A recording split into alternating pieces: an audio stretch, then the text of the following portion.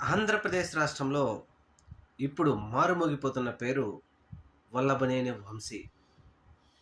వల్లభనేని వంశీకి 3 నెలల పాటు జైల్లో ఉన్నప్పటికీ ఇప్పుడు బెయిలొస్తే మరొక కేసు పెట్టి మళ్ళీ ఆయన్ను రిమాండ్‌లోకి తీసుకున్నది ఈ ప్రభుత్వం.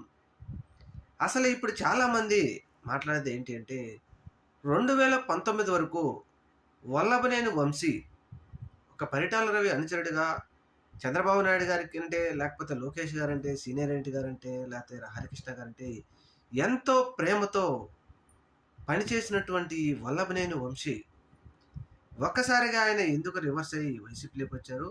పోనీ వైసీపీలోకి వచ్చిన తర్వాత వైసీపీకి ఆయన ఏం చేశాడు? అంటే ఆయన చేసిందేం లేకపోయినప్పటికీ పార్టీ మాత్రం ఆయనకు మద్దతుగా ఉంది. కానీ ఇన్ని సంవత్సరాలు పార్టీకి సేవ చేసినటువంటి వల్లభనేని వంశీని మాత్రం తెలుగుదేశం పార్టీ ఇప్పుడు ఏం చేయాలనుకుంటుంది?